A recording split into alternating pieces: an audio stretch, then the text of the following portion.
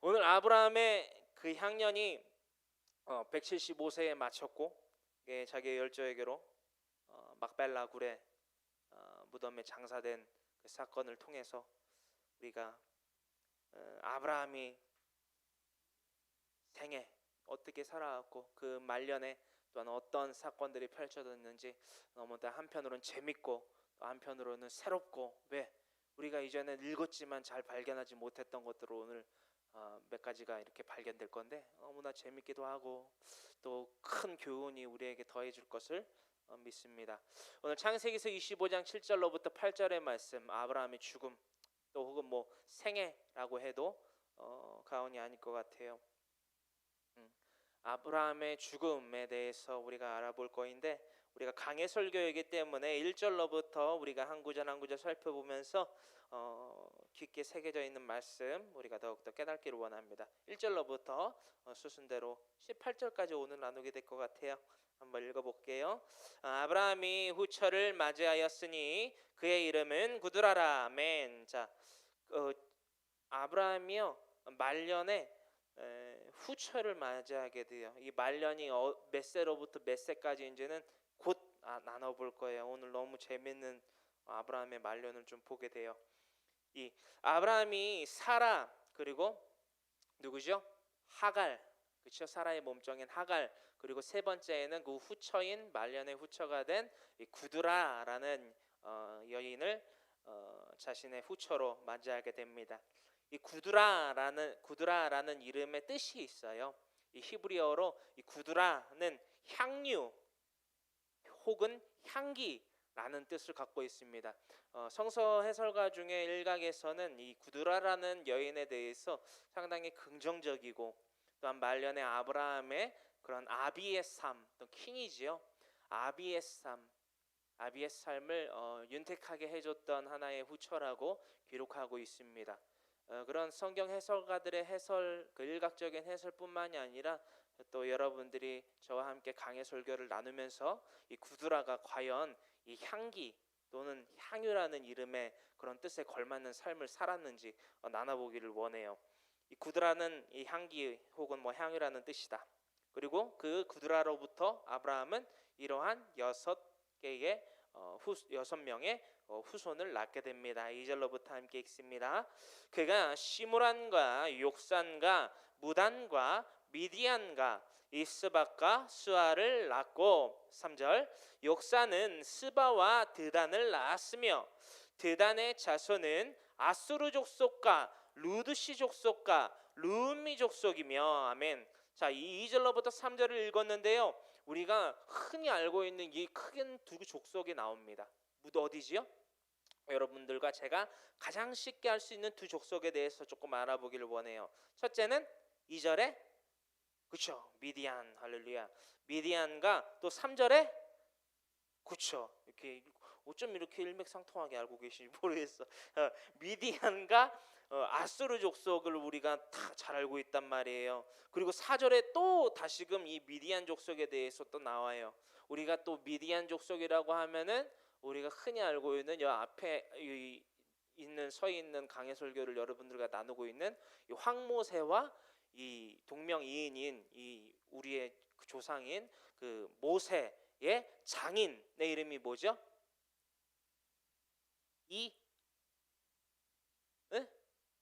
이드로. 그렇죠? 이드로인데 이 이드로가 어디 출신이냐? 그렇죠. 미디안 사람 이드로. 이게 모세의 장인이라고 이렇게 나와요. 그 이드로의 조상이 바로 이 미디안이라는 것을 우리가 볼 수 있습니다. 제 추측이나 생각 아니고요. 성경 역사적으로 그래요. 자, 이 4절 함께 있습니다. 미디안의 아들은 에바와 에벨과 하녹과 아비다와 엘다 아인이 다 구드라의 자손이었더라. 아브라함이 이삭에게 자기의 모든 소유를 주었고 자기 서자들에게도 재산을 주어 자기 생전에 그들로 하여금 자기 아들 이삭을 떠나 동방 곧 동쪽 땅으로 가게 하였더라. 아브라함의 향년이 175세라. 아멘. 자, 이 우리가 아브라함이 말년을 어떻게 구드러 보냈고 몇 년을 보냈는지에 대해서 우리가 알아보기로 했어요. 우리가 강해 설교이기 때문에 그 전에 나눴던 내용들은요, 어디에 무엇이 기록되어 있습니다라고 말씀드리면 충분히 이해되실 거라고 생각을 합니다. 그래서 행여나 잘 모르시겠는 분들은 적어 놓으셨다가 성경을 보시기도 하지만 유튜브에 우리가 업로드를 시켜놓은 여태까지 강해 설교들이 있어요. 그것들을 참고하시면은 더욱더 아주 성경이 아주 그냥 쪽집게로 쫙쫙 뽑듯이 착 들어오실 거예요. 그래서 우리가 이 아브라함이 말년을 이 구드라 몇 년 동안 적어도 보냈는지에 대해서 충분히 유추해 볼 수 있는 사건들을 몇 가지 나눠보기를 원합니다. 처음은요, 이 구드라와 아브라함이 몇 년 동안 이 구드라라는 즉 향유라는 세월들을 보냈는지, 향기 나는 세월을 보냈는지 우리가 좀 유추해 볼 수 있는 사건들을 나눌 텐데, 첫 번째는 사라가 아브라함이 사라를 떠나보내서 막벨라 굴에 장사한 그 나이가 그때 당시에 몇 세였느냐를 우리가 알아볼 거예요. 창세기서 23장 1절에요. 사라가 127세의 삶을 살고 그렇죠? 막벨라 굴에 장사된 사건이 기록되어 있습니다. 그러면 창세기서 23장 1절에 그렇죠? 창세기서 23장 1절로부터 사라가 죽음, 막벨라 굴. 그러면 이 사라가 몇 세에 죽었다고요? 127세에 127세에 죽었으면 아브라함은 몇 세죠? 그러면 아브라함과 사라가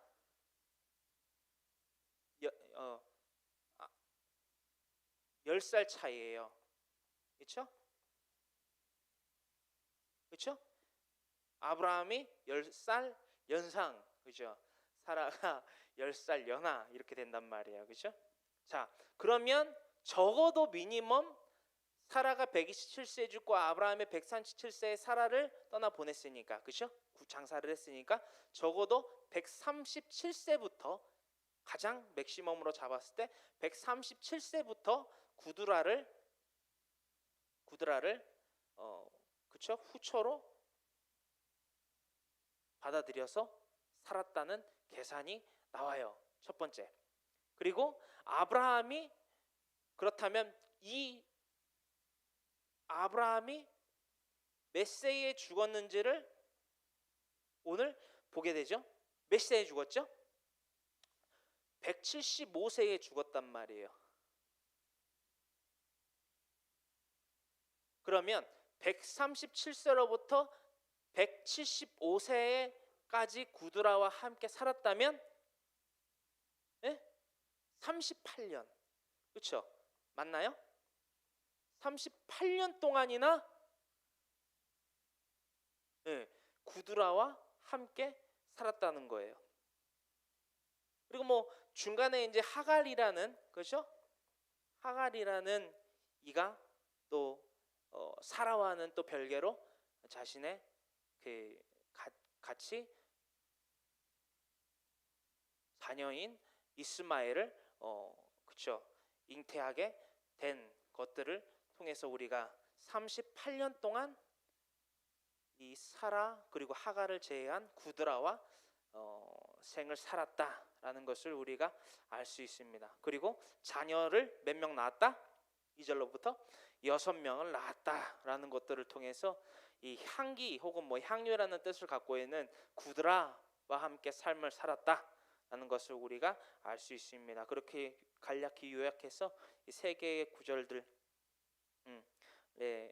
아까 저 이거 하나를 빼먹었네요. 아브라함이 175세에 죽은 것은 바로 지금 우리가 나누게 된 이 창세기서 25장 7절로부터 10절의 말씀을 참고하시면 됩니다. 나눠보게 될 거예요. 8절로부터 우리가 나눠봅니다. 그의 나이가 높고 늙어서 기운이 다하여 죽어 자기 열조에게로 돌아가매 그의 아들들인 이삭과 이스마엘이 그를 마므레 앞 헷 족속 소알의 아들 에브론의 밭에 있는 막벨라 굴에 장사하였으니 이것은 아브라함이 헷 족속에게서 산 밭이라. 아브라함과 그의 아내 사라가 거기 장사되니라. 아브라함이 죽은 후에 하나님이 그의 아들 이삭에게 복을 주셨고 이삭은 부엘라 헤로의 근처에 거주하였더라. 아멘. 마므레, 그렇죠? 마므레가 곧 막벨라 굴이라고 그랬죠. 여기가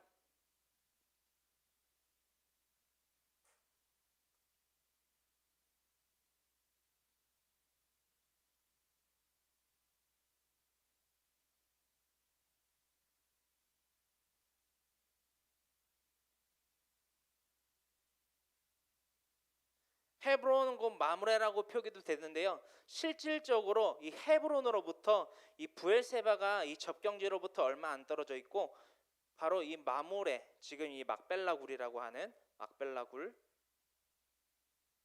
하는 곳이 지리적으로 약 30km 이격돼 있는 거리에 있어요. 헤브론 곧 마므레이긴 하는데요. 실질적인 거리상으로는 약 북쪽으로 30km 거리가 있는 그곳이라 합니다. 제가 실제로 가보진 않아서 이번에 가볼 거예요. 그래서 네, 이번에 가봐요. 제가 한 60몇 일 남았는데 갔다 와서 더욱더 자세하게 여러분들에게 그 이스라엘 문화와 지리에 대해서 지금보다 더욱더 잘 전달해 드릴 수 있을 것 같아서 너무 감사합니다. 그래서 여러분들 더 기도해 주시고 해주셨으면 좋겠습니다. 그렇게 11절의 말씀을 우리가 다시 조금 살펴보기를 원해요. 아브라함이 죽은 후에 175세의 삶을 마치고 죽은 후에 하나님이 그의 아들 이삭에게 복을 주셨고 이삭은 부엘라 헤로이 근처에 거주하였더라 라는 사건 가운데에 부엘라 헤로이는요, 가장 먼저 아브라함이나 이삭이 먼저 밟은 그런 땅이 아니죠. 누가 먼저 밟았죠? 하갈이 먼저 그 부엘라 헤로이의 땅을 밟았다는 것을 우리는 알 수 있습니다. 그게 어디였죠? 그게 어디죠, 여러분? 한번 찾아볼까요? 10장대로 넘어가지 않을까요? 16장.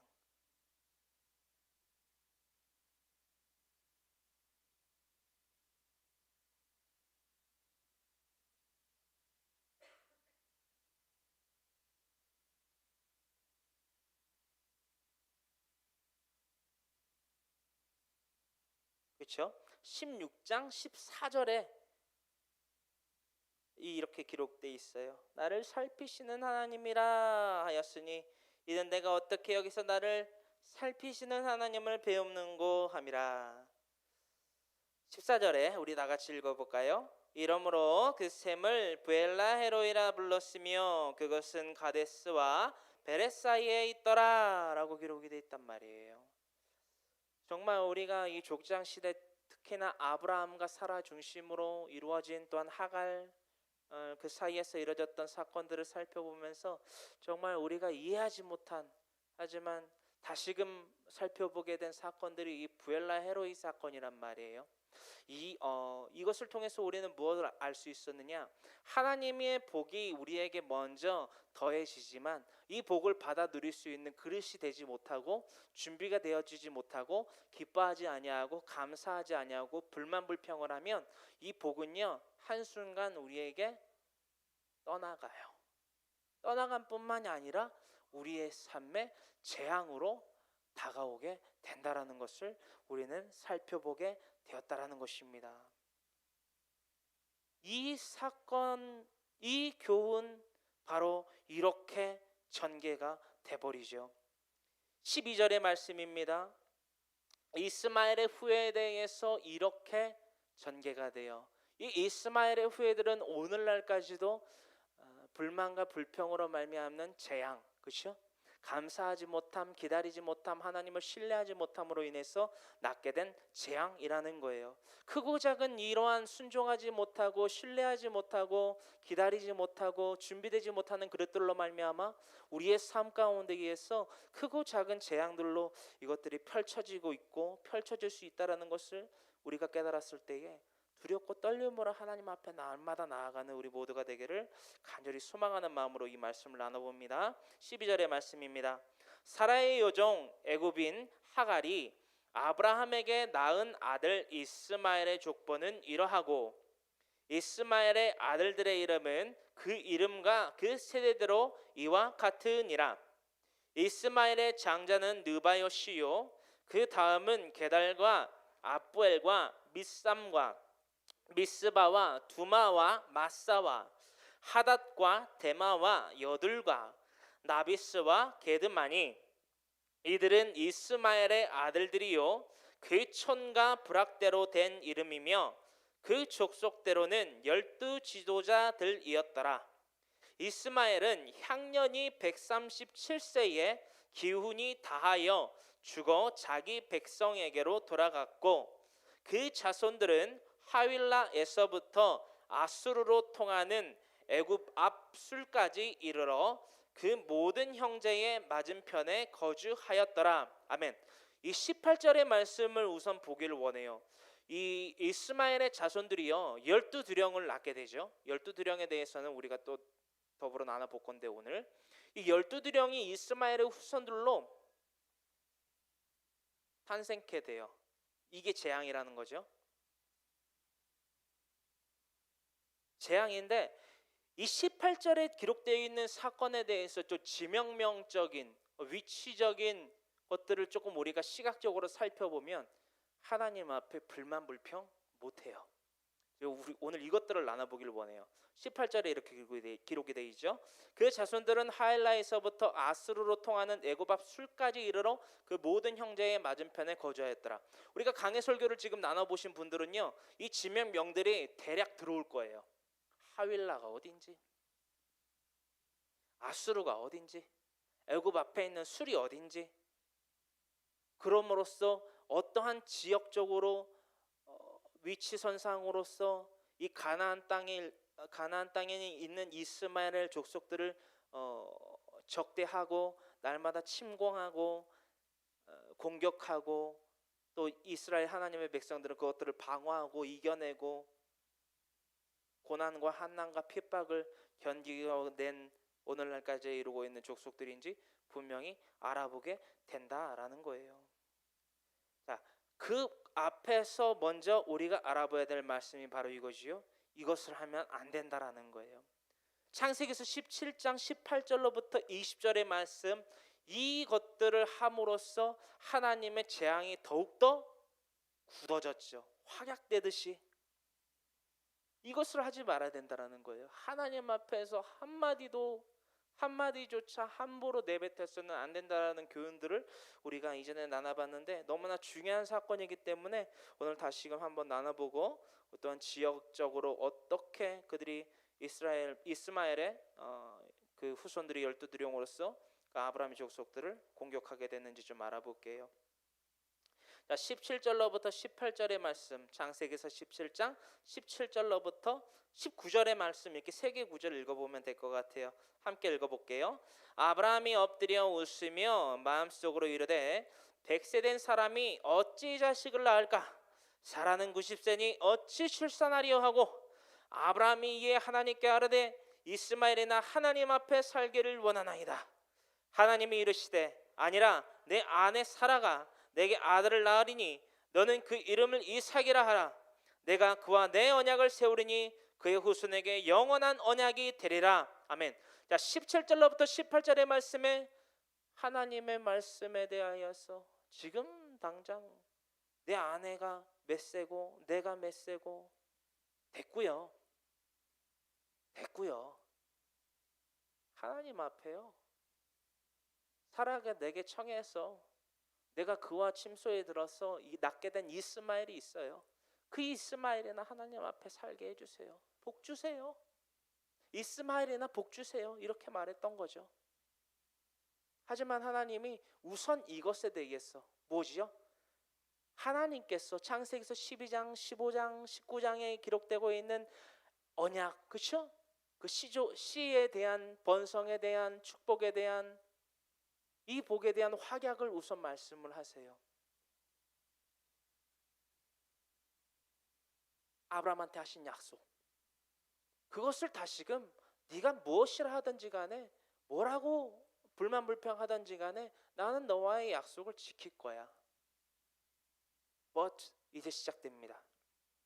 20절 한마디도 여러분 하나님 앞에 근성을 가지고 하지 마세요. 건성으로 하지 마세요. 불만으로 하지 마세요. 불평으로 하지 마세요. 여러분들의 삶이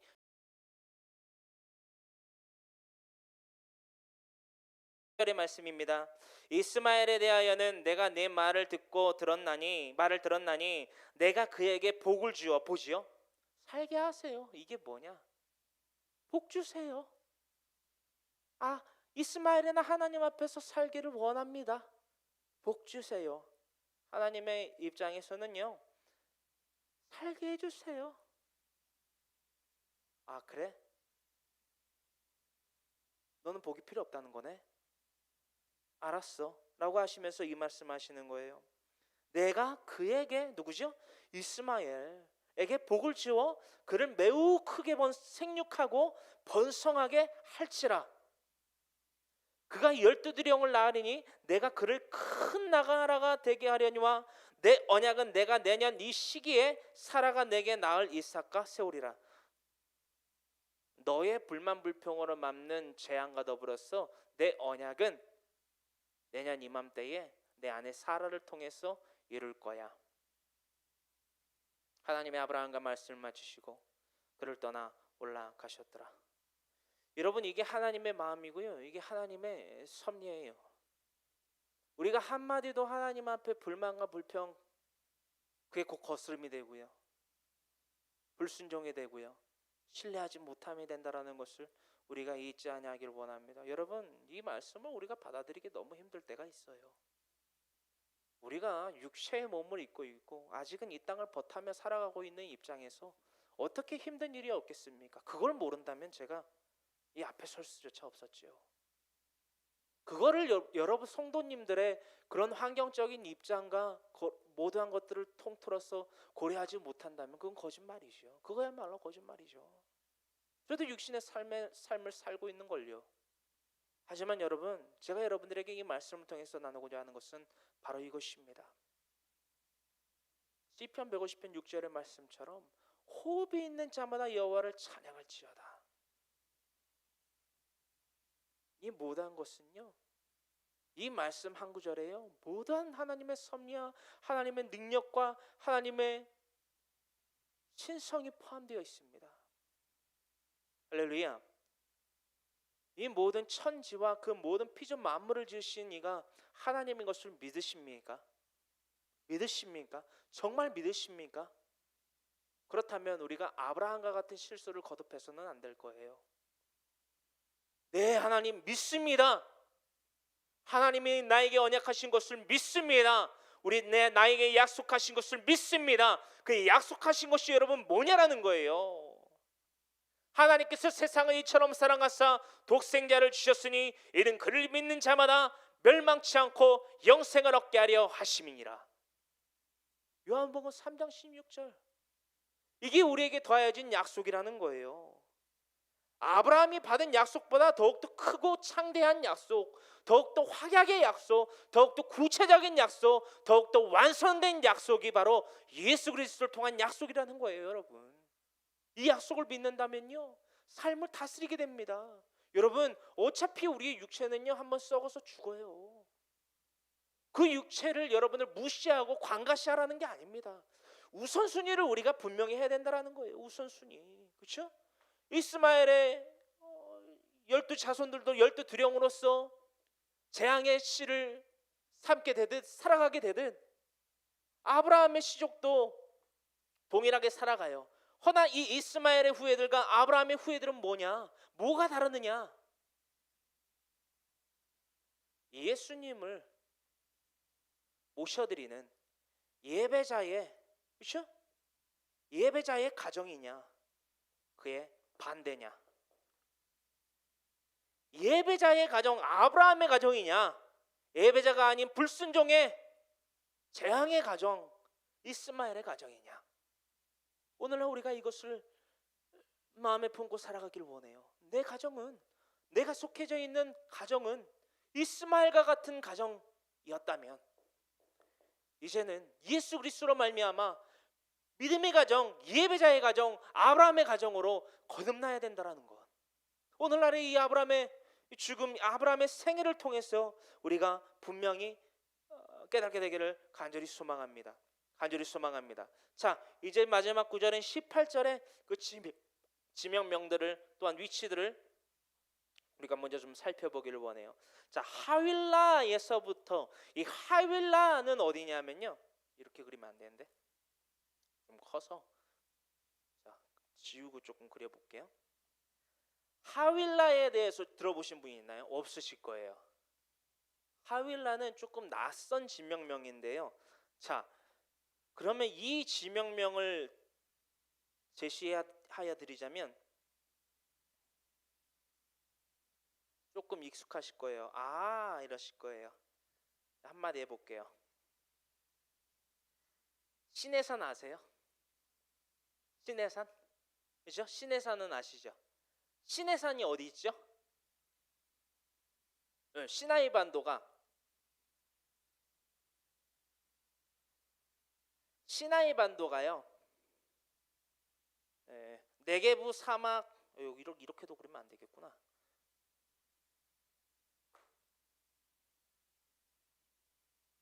자, 이렇게 그리면 되겠다. 이쪽은 애굽이죠, 그죠? 나일강이 여기 쪽으로 흐르고 그 위쪽에 시나산이 있어요. 여기가 하윌라. 에?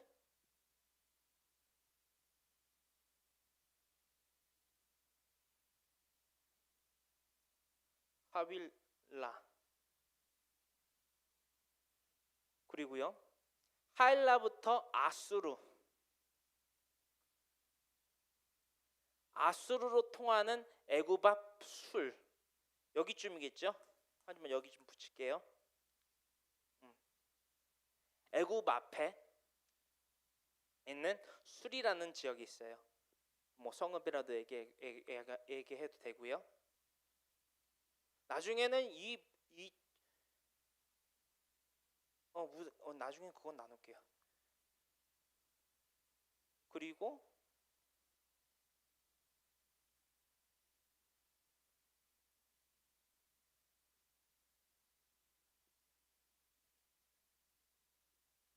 이렇게 되겠죠? 그러면 뭐냐? 이 12두령들이 하나님의 백성이 이 가나안 땅을 침공하고 침략하고 할 때에 어떻게 이 가나안 땅을 공격을 하게 됐느냐? 어떤 진영으로?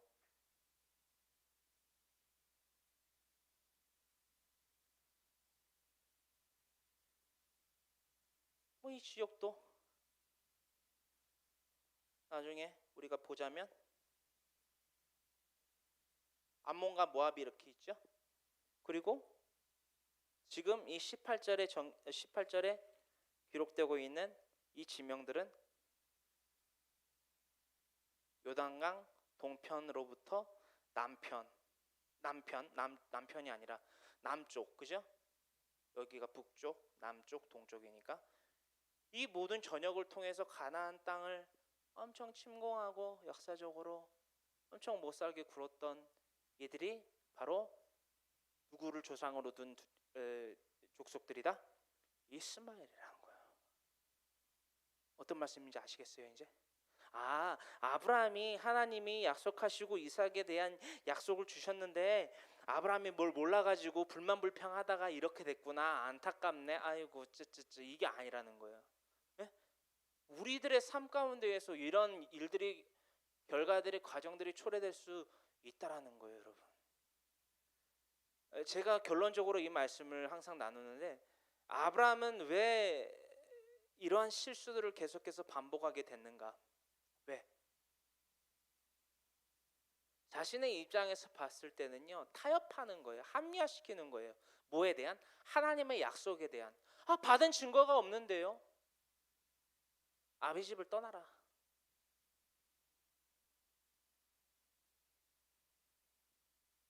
페르시아만이 이제 이쪽 아래 있잖아요. 지팡이 좀 작은데 페르시아만에 있는데 이 갈대아인의 우르라고 해도 맞고요. 우르를 떠나서 하란으로 가서 아비 집을 떠나서 하란을 또 떠나서 가나안 땅으로 내려오라고 하나님이 창세기서 12장에 말씀하시죠. 지금 막 쓸게요. 다 알아들으시니까. 창세기서 12장에 이 가나안 땅으로 가라 라고 해서 아브라함이 그 약속을 붙잡고 나갔어요. 어디로 갈지를 알지를 못했어요. 그래서 가나안의 접경지인 목전지라고도 하는 세겜 땅에 거합니다. 세겜 땅에 거하여서 그곳에 제단을 쌓고 하나님께 하나님의 이름을 부르짖었다라고 했어요. 월십 예배를 드린 거예요. 하지만 막막한 거예요. 왜? 아니 이 땅은 창세기서 12장에 보면 나오죠. 아니 이 땅은 하나님이 나한테 약속하신 땅인데 이미 그 가나안 땅에 있는 부족민들이, 그렇죠? 원신이라고 해도 되고요. 부족민들이 이미 세겜 땅에 살고 있네. 낙심되는 거예요. 현실을 보게 되는 거예요. 하나님이 우리한테 이 땅을 약속했는데, 그래서 내가 출하란을 했는데, 그렇죠? 우리가 이제 그것에도 이제 나눠봤지만은 출우로부터도 해야 된다라는 것을 또 알 수 있었죠. 좀 재밌는 사실이었죠. 출우로 혹은 출하란을 했는데 가나안 땅에 이 세겜 땅에 이미 가나안 사람이 살고 있네. 실망되는 거예요. 실패한 건가?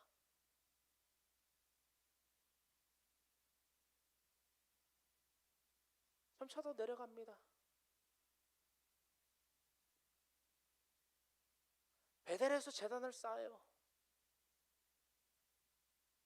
아브라함이라고 왜 실망스럽지 않았겠어요? 하지만 계속 붙잡는 거예요. 모르지만 내가 하나님이 나보고 출하란을 하라고 했으니까, 나라는 인간이라는 존재와는 다른 영원하신 능력과 신성을 갖추신 하나님이라는 존재가 나보고 출하란을 하라고 하셨으니까 또 베델에서 제단을 쌓고, 점차 나아가서 헤브론이라는 데에다 제단을 쌓고, 그리고 넘어지죠. 네게부 사막에 갔다가 기근을 피하고자 어디로 가죠?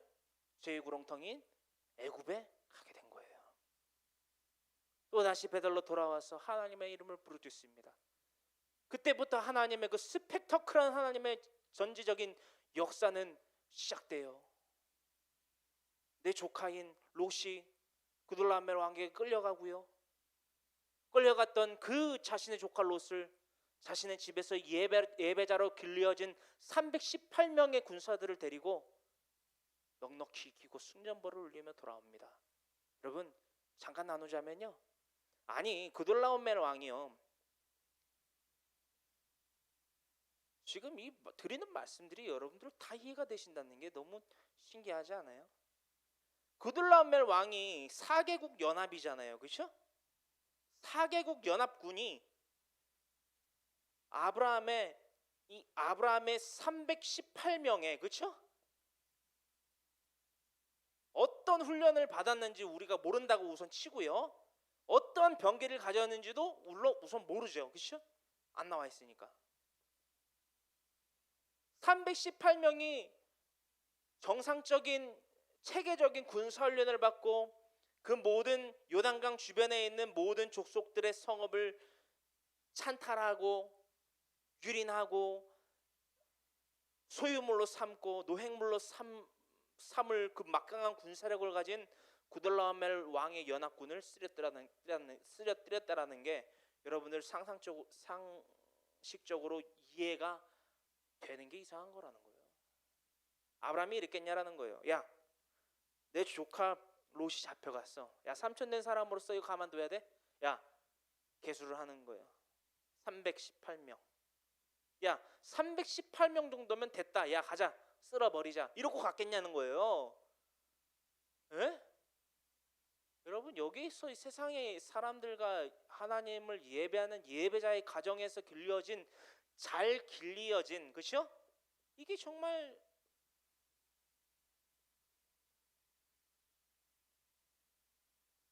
이게 핵심이에요. 족장 시대의 핵심은요, 이거예요. 이거 잘 길리어진 하나님의 예배자, 그 가정, 그 개인, 그 남편, 그 아내, 그 자녀 되어야만 된다라는 거. 어떻게 보면은 이 318명이 정말 가장 큰 핵심 목표여야만 된다라고 저는 생각을 합니다. 실패가 없어요, 여러분. 구들라멜 왕의 4개국 연합군이 뭐 대수입니까? 하나님 앞에 예배드리고 날마다 기름 부음을 통해서 누구에게? 하나님의 제사장 멜기세덱. 하나님의 대제사장 멜기세덱.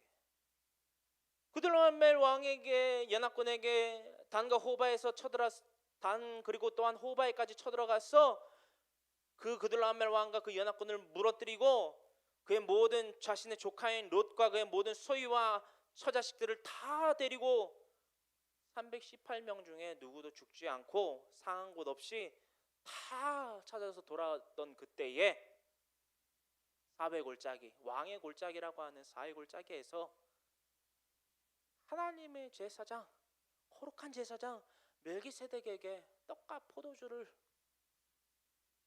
먹게 된 거예요.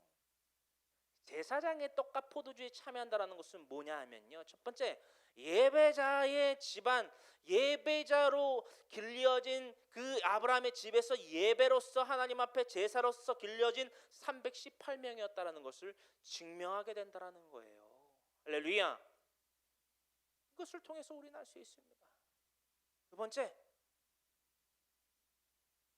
거룩히 구별되지 못한 자들은 하나님께 제사 드리고 난 그 떡과 포도주, 그 진설병과 하나님의 보혈을 뜻하는 그 포도주에 참여할 자격이 없다라는 것까지 우리가 알아본 바가 있습니다. 이것을 통해서 우리가 뭘 알 수 있느냐? 아브라함의 죽음을 우리가 나누고 있는 오늘날의 이 시점에서 정말 하나님이 보시기에 아름다운 자들로서 살아갈 수 있는 방법은 무엇이냐라는 거예요.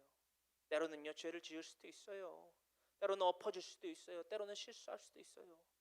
허나 우리가 분명히 우리에게 상 주시는 이가 하나님인 것을 믿고 우리가 나아갈 그 길을 세세히 다 알지 못하고 이 앞길에 어디에 돌멩이가 박혀 있는지 때로는 안 보여서 그것에 걸려서 넘어진다 할지라도 날마다 예수님의 그 손목을 붙잡고 일어나야 된다라는 거예요.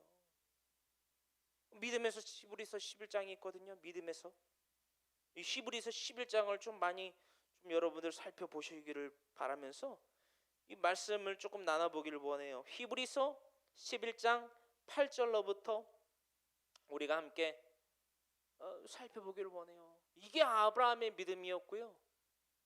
아브라함이 그런 허랑방탕한 죄를 아비멜렉 왕에게, 또한 애굽 왕 바로에게, 애굽 왕의 그 직책이 바로예요. 파라오. 애굽에서의 똑같은 죄를 짓고 또한 하갈로부터 이스마엘을 낳는 그런 하나님 앞의 죄를, 불순종의 죄를 짓고 해도 또 미디안도 또 나중에는 이스라엘도 나눠볼 테지만 이스라엘도 족속들이랑 엄청 전쟁을 하죠. 그럼에도 불구하고 우리가 쟁취해야 될 그 궁극적인 목표가 바로 이것이다라는 거예요. 그래서 날마다 우리가 예수님이 우리의 발을 씻어주듯이 우리가 서로의 발을 씻어주고 죄를 용서해주고 그 회개의 삶을 하나님 앞에 살아야 된다는 것까지 우리가 나눠보면서 이 히브리서 11장 8절로부터의 말씀 함께 읽어보기를 원해요. 히브리서의 기자인 사도들의 한 명은요, 아브라함의 믿음에 대해서 아브라함이 어떻게 그 믿음의 삶을, 예배자의 삶을 살아가는지에 대해서 이렇게 다음과 같이 핵심적으로 정의를 하고 있다는 것입니다. 이 8절로부터 함께 이 말씀을 나눠봅니다. 믿음으로 아브라함은 부르심을 받았을 때에 순종하여 장래의 유업으로 받을 땅에 나아갈새 갈 바를 알지 못하고 나아갔으며 믿음으로 그가 이방의 땅에 있는 것 같이 약속의 땅에 거류하여 동일한 약속을 유업으로 함께 받은 이삭 및 야곱과 더불어 장막에 거하였으니 이는 그가 하나님이 계획하시고 지으실 터가 있는 성을 바랐음이라. 믿음으로 사라 자신도 나이가 많아 단산하였으나 잉태할 수 있는 힘을 얻었으니 이는 약속하신 이를 미쁘신 줄 알았음이라. 이러므로 죽은 자와 같은 한 사람으로 말미암아 하늘의 허다한 별과 또 해변의 무수한 모래와 같이 많은 후손이 생육하였느니라. 아멘. 우리가 이 족장 시대, 아브라함의 족장 시대를 열거하면서 우리가 강해 설교를 통해서 다 알아봤는데요. 정말 히브리서 11장 8절로부터 12절의 말씀에 또한 핵심의 그 내용의 전개들이 다 기록되어 있다라는 거예요. 여러분, 하나님께 받은 약속, 그렇죠? 순종하여 나아갈 때에 우리의 갈 길을 알지 못하고 알 바를 알지 못했지만 순종하여 나아갈 때에 결국에는요, 자신의 아내 사라를요, 막벨라 굴, 어디죠? 막벨라 굴, 여기가 가나안 겹경이니까 부엘세바고 막벨라 굴에 장사했다라는 거예요. 이게 무슨 의미였다고요? 하나님이 약속하신 땅에 거할 수만 있다면 시체라 할지라도 이곳에 뼈를 묻어야 된다. 여러분, 이런 말도 있잖아요. 뭐 직장에 딱 들어가가지고 직장 상사가 혹은 뭐 사장님이 자네는 언제까지 우리 회사의 역군이 될 텐가? 뭐 그러면은 이제 사회생활 좀 하는 사람들은 그런다며, 저는 이곳에 뼈를 묻겠습니다. 이런데요. 그런 데다 뼈 묻지 말고, 그냥 열심히 하는 건 좋은데요. 그런 데다가만 뼈 묻지 말고, 그래요. 그런 데에다가만 뼈 묻지 말고, 뭐 그렇다고 뭐 지금 가나안 땅에 갔다가 무드릉하는 게 아니라 예배자의 땅에 묻혀야 된다라는 거예요. 우리가 살아도 주를 위해 살고 죽어도 주를 위해 사는 예수 그리스도의 사람들이 되어야만 된다라는 거예요, 여러분. 그리고 또한 핵심이 무엇입니까? 히브리서 11장의 기자는 이렇게 분명히 다음과 같이 말하고 있어요. 11절에 이 대단한 믿음의 족속이 된다라는 거예요. 예배자의 족속이 어떻게 됐는지 그 수순에 대해서 정의하고 있습니다. 여러분, 사라가 어떤 여자예요? 하나님의 앞에 돕는 배필로서 아브라함에게 책정되어서 아브라함에게 더해졌지만, 여러분 보세요. 사라가 아브라함을 도운 게 많아요? 해친 게 많아요? 해친 게 많아요. 아니, 말을 얼마나 잘하는지 하나님의 약속도 어기게 만들고 자신의 몸종인 하가를 갖다가 같이 침소했다가 들여보내잖아요, 아브라함한테. 그 정도면 여러분, 이게 말빨이 장난이 아닌 거잖아요. 그렇잖아요. 아니, 하나님의 말씀을 이겨버린 거 아니에요. 그렇잖아요. 그 맥락에서 보면. 근데 여러분, 우리가 18장에서 알아봤잖아요. 그죠? 뭐였죠? 육체의 할례를 받고 장막에 거하여 있던 아브라함이요, 선두주자로 장막에 걸터 앉아갖고 기다리고 있는 거예요. 뭐를요? 상 주시는 하나님을, 언약의 하나님을, 확약의 하나님을 기다린 거예요. 하나님과 두 천사가 창세기서 18장에 아브라함이 거하여 있는 그 장막 처소에 다가오십니다. 한국에 이런 말이 있죠. 반가운 손님을 맞이할 때 버선발로 뛰쳐나간다고. 버선발로 뛰쳐나가요. 그래서 뭐라고 그래요? 말로 내가 당신의 마음을 상쾌하게 해드리기를 원합니다. 상쾌하게 해드리기를 원합니다. 허락하소서. 하라. 허락하실 때에 뛰어가요. 뛰어가서 자신의 아내 사라한테 가서요, 밀가루 3쌀을 가져다가 떡을 굽게 만듭니다. 여러분, 이때 예배자의 가정은 탄생하는 거예요. 사라가 아브라함과 같이 장막문에 걸터 앉아갖고, 여보, 옆구리 찌르면서, 여보, 하나님이랑 혹시 천사들 언제 올까? 이랬다고요? 안 그랬다는 거예요. 자기 할 거 했어요. 자기 하고 싶은 거 했어요, 사라는. 자기 하고 싶은 거 하고 있던 사라한테 가서 아브라함이 요청한 거예요. 여보, 밀가루 3쌀 갖다가 빨리 떡 만들어. 여기서 만약에 사라가 불순종했다, 글쎄요, 성경에서는 이 이후로는 사라에 대해서 언급이 안 됐을 거예요. 허나 계속돼서 아내인 사라가 막벨라 굴에 장사되는 것까지 어떻게 전개가 될 수 있었다고요? 순종했다라는 거예요. 순종하게끔 만드는 가정이 됐다라는 거예요. 왜요? 신앙의 기초는요, 기다림에서부터 시작됩니다. 하나님이 나한테 약속을 했으니까 그 약속을 기다리는 자가 예배자의 가정의 첫 포인트라는 거예요. 아브라함의 그 예배자의 리더십은요, 펠로십은요, 여기서 그치지 않습니다. 사라를 우선 밀가루 3쌀에 예배자에 참여하게 만들고요, 두 번째, 사라는 가장 자신한테 귀한 존재거든요. 그렇죠? 가장 자신에게 가장 귀한 존재예요. 하지만 우리가 봤을 때는 하찮은 존재라고 여길지도 모르는 하인들 몇 가지 예배자로 참여하게 합니다. 가서 송아지를 잡게 해요. 하나님과 두 천사에게 대접할 송아지를 잡게 만들어요. 송아지 요리. 이것으로써 예배자의 가정은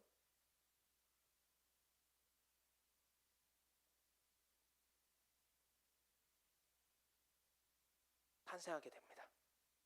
여러분, 이게 포인트예요. 족장 시대라고 합니다. 족장 시대.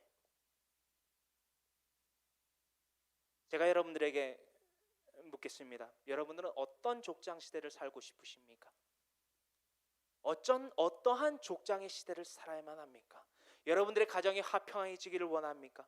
여러분들의 가정이 평안해지기를 원합니까? 그 어떠한 외적인 외압으로부터도, 그것이 경제적이든 건강적이든 어떠한 인적이든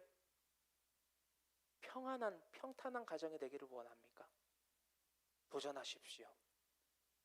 나의 이 시대, 나의 이 가정이 예배자의 시대가 되기를 원하며 예배자의 리더십이 발현되는 예수 그리스도의 가정이 되기를 간절히 소망한다고 다 같이 거룩하신 주님의 성호 3번 부르짖고 간절히 기도하기를 원합니다.